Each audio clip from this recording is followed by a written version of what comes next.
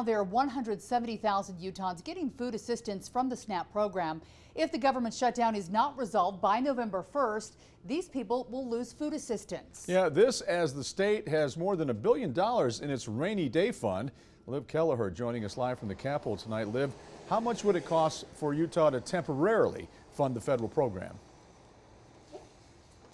Well, Mark, the Department of Workforce Services tells me it takes about $30 million monthly to fund it. These are all federal dollars, and while the government is shut down, the state will not see it.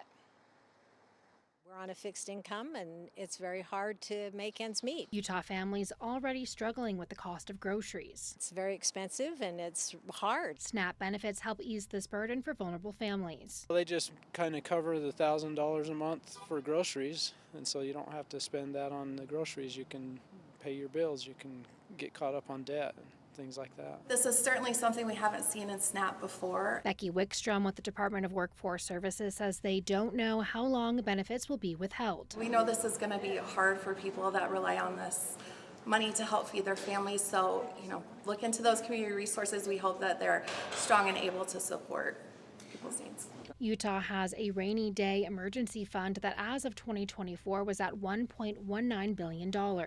I reached out to the Lieutenant Governor's office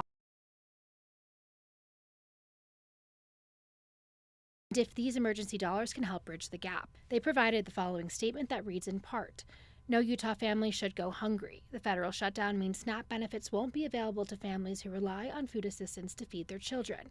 Please consider donating to your local food pantry." So I asked Utahns, should the state step in and cover that? Yeah, I think they should. They should help them. Well, they're taking our taxes, and so if they can't provide the services that they've agreed to, then they should.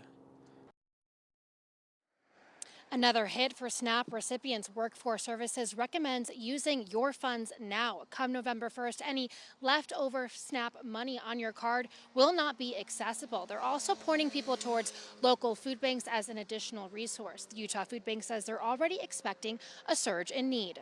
Reporting live from the Capitol, Liv Kelleher, KUTV 2 News.